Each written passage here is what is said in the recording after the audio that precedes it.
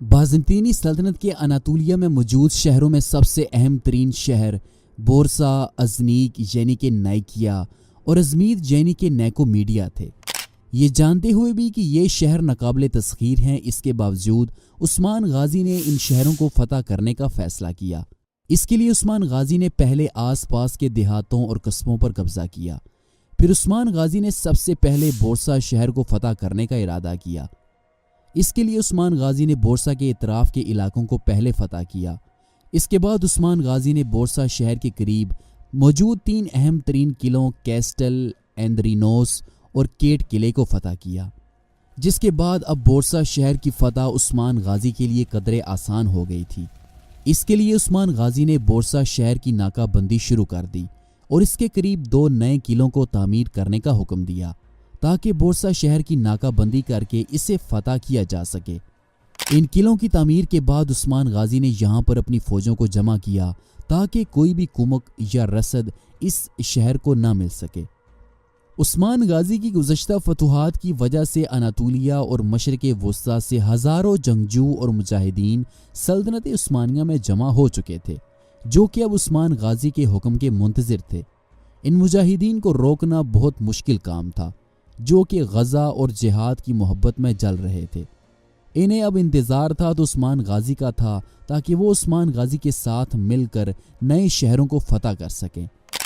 اس دوران چونکہ بورسا کے گرد و نواح کو مکمل طور پر فتح کر لیا گیا تھا، اس لیے ازنیک اور ازمید کے وہ شہر جو ابھی تک فتح نہیں ہوئے تھے، اب ان شہروں کی فتوحات کے لیے عثمان غازی کو کسی ایسے اتحادی کی تلاش تھی جو کہ ان علاقوں اور ان خطوں کو اچھی طرح سے جانتا ہو۔ اس غرض کے لیے عثمان غازی نے ہارمن کایا قلعے کے ٹیکفر میخائیل کوسس سے مدد کی درخواست کی۔ میخائیل کوسس جو کہ ایک رومی ٹیکفر تھا، لیکن اس کے عثمان غازی کے ساتھ دوستانہ اور اچھے تعلقات تھے۔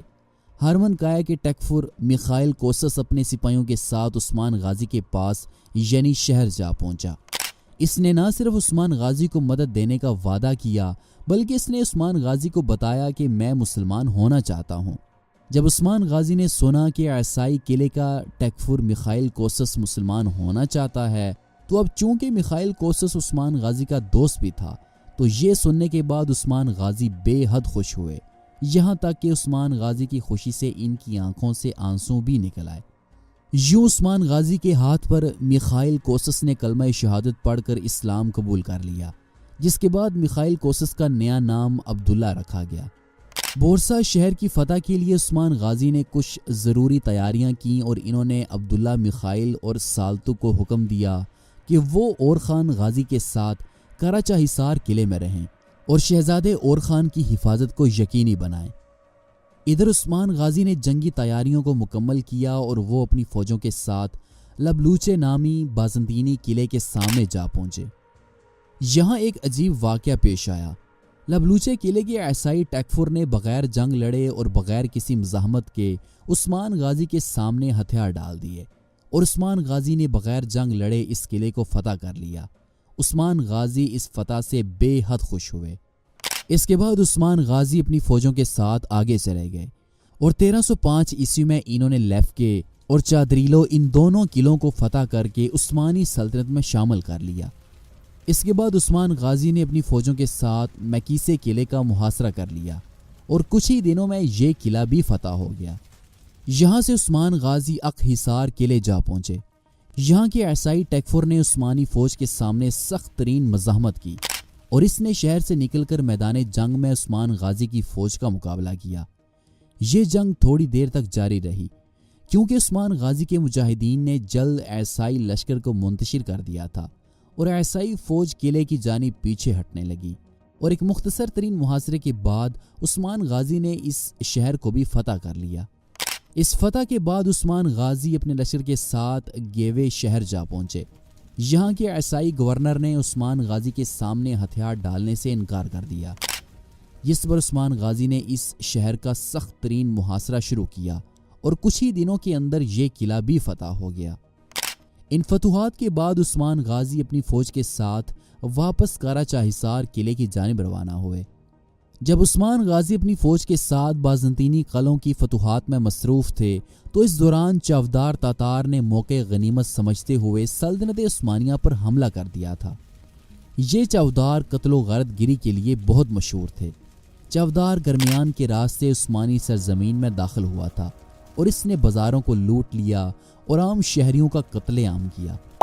اس حملے کی خبر جب کاراچا حصار قلعے میں عثمان غازی کے بیٹے اورحان کو ملی تو وہ مخص چند 100 سپاہیوں کے ساتھ کاراچا حصار قلعے سے ان وحشی ڈاکوؤں کا کام تمام کرنے کے لیے نکلے۔ شہزادے اورخان نے اپنے مجاہدین کے ساتھ ان ڈاکوؤں پر گھات لگا کر حملہ کیا۔ ان میں سے بیشتر کو موت کے گھاٹ اتار دیا گیا، جبکہ باقی ڈاکوؤں کو اورحان نے زندہ پکڑ لیا اور چاند ایک ہی زندہ جان بچا کر بھاگنے میں کامیاب ہوئے۔ اس فتح کے بعد عثمان غازی کا بیٹا اورحان قیدی ڈاکوؤں کو اپنے ساتھ کاراچا حصار شہر لے آیا۔ یہاں اورخان کا شاندار استقبال کیا گیا۔ اس دوران عثمان غازی بھی اپنی فوج کے ساتھ کاراچا حصار قلعے میں پہنچ چکے تھے، اور جب عثمان غازی کو اپنے اس بیٹے کی فتح کی خوشخبری ملی تو وہ بہت حیران ہوئے۔ انہوں نے دیکھا کہ ان کا بیٹا اورحان ان کی سوچ سے زیادہ بالغ ہے اور اس نے میدان جنگ میں غیر معمولی بہادری کا مظاہرہ کیا ہے۔ تو اس پر عثمان غازی نے اپنے اس بیٹے کو سپاہیوں کا سردار مقرر کیا تاکہ اس کی صلاحیتیں مزید نکھر کر سامنے آ سکیں۔ اس کے بعد عثمان غازی نے عبد الرحمن غازی، آکچا کوچا، کونور علب جیسے کمانڈروں کو اورحان کے زیر کمان انہیں کراسیس قلعے کو فتح کرنے کے لیے روانہ کیا۔ یہ شہر انتہائی ناقابل تسخیر جگہ پر موجود تھا، جہاں پر اس کے ایک طرف تو پانی تھا جبکہ باقی اطراف زمین تھی۔ عثمان غازی نے اپنے بیٹے کو یہ مہم اس لیے سونپی تاکہ اس کی جنگی صلاحیتیں مزید کھل کر سامنے آئیں۔ اورحان اپنی فوج کے ساتھ جب کراسیس شہر کے قریب پہنچے تو انہوں نے اپنی فوج کو 3 حصوں میں تقسیم کر دیا، جس میں سے فوج کا پہلا حصہ قلعے کے پیچھے جا کر چھپ گیا، دوسرے حصے نے قلعے کے سامنے درختوں میں چھپ کر گھات لگا لی، جبکہ فوج کے تیسرے حصے کے ساتھ اورخان خود قلعے کے سامنے انہوں نے پڑاؤ ڈال لیا۔ کراسیس قلعے کے ٹیکفر نے جب دیکھا کہ عثمانی فوج کا ایک چھوٹا سا دستہ شہر کے باہر پڑاؤ ڈالے ہوئے ہے تو وہ اپنے سپاہیوں کے ساتھ شہر سے باہر نکل کر اس نے عثمانی فوج پر حملہ کر دیا۔ ایک مختصر سی جنگ کے بعد اورخان نے اپنے سپاہیوں کو پیچھے ہٹنے کا حکم دیا، جس پر عیسائی ٹیکفر نے یہ سمجھا کہ عثمانی میدان جنگ چھوڑ کر بھاگ رہے ہیں اور وہ تقریباً یہ جنگ فتح کر چکا ہے، لیکن اسے کیا پتا تھا کہ یہ دراصل عثمان غازی کے بیٹے اورخان کی ایک چال ہے۔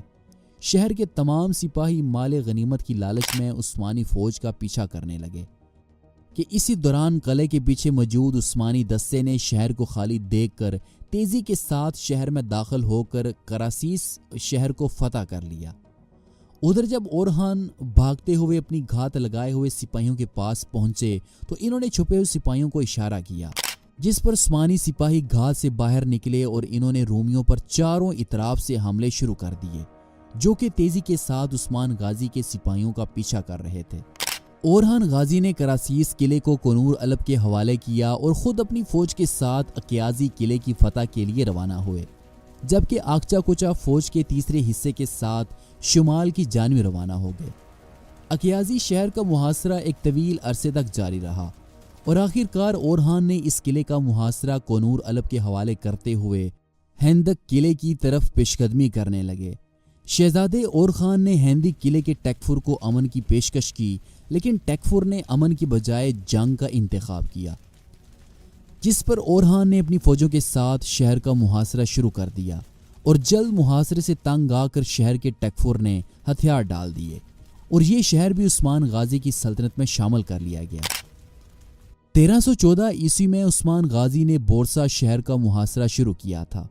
یہ محاصرہ کم و پیش 10 سال تک جاری رہا اور بالآخر 1324 عیسوی میں عاجز آ کر محصورین نے ہتھیار ڈال دیے اور شہر کو خالی کر دیا گیا اور ترک فوج اورحان غازی کی سرکردگی میں فاتحانہ طور پر بورسا شہر میں داخل ہوئی۔ عثمان غازی اس وقت سوغوت میں بستر مرگ پر تھے، لیکن وفات سے قبل اورحان یہ خوشخبری لے کر ان کے پاس پہنچے۔ عثمان غازی نے اورحان کی ہمت اور بہادری کی داد دے کر اسے اپنا جانشین مقرر کر دیا اور بلا تفریق تمام عوام کے ساتھ یکساں عدل و انصاف اور بھلائی کرنے کی وصیت کی۔ پھر یہ ہدایت کی کہ اسے بورسا میں دفن کیا جائے اور اس شہر کو سلطنت عثمانیہ کا پایہ تخت بنایا جائے۔ چنانچہ اس وصیت کے مطابق عثمان غازی کو بورسا شہر میں دفن کیا گیا اور ان کی قبر پر ایک عالی شان مقبرہ بھی تعمیر کیا گیا۔ عثمان غازی میں وہ تمام اوصاف پائے جاتے ہیں جو ایک بانی سلطنت کے لیے ضروری تھے۔ ان کی ہمت اور شجاعت غیر معمولی تھی، انہیں قیادت کا ملک خداداد حاصل تھا۔ میدان جنگ میں ان کی بہادری سپاہیوں میں دلیری کی روح پھونک دیتی تھی اور انتظام حکومت میں ان کی دانشمندی عوام کے دلوں کو اپنا گرویدہ بنا لیتی تھی۔ ان کے عدل و انصاف کی شہرت تمام ملک میں پھیلی ہوئی تھی۔ ان کی عدالت میں ترک و تاتار، مسلم و عیسائی سب برابر تھے۔ عوام کی بہبودی ان کا نصب العین اور ملک کی خوشحالی ان کا مطمئن نظر تھا۔ قرون اولا کے مجاہدین کی طرح ان کا طرز زندگی نہایت سادہ اور نمائش سے یکسر پاک تھا۔ دولت انہوں نے کبھی جمع نہیں کی، تمام مال غنیمت غریبوں اور یتیموں کا حصہ نکالنے کے بعد سپاہیوں میں تقسیم کر دیا کرتے تھے۔ یعنی شہر میں ان کے رہنے کا جو مکان تھا، اس میں سونے چاندی یا جوہرات کی قسم کی کوئی چیز بھی ان کے مرنے کے بعد نہیں ملی۔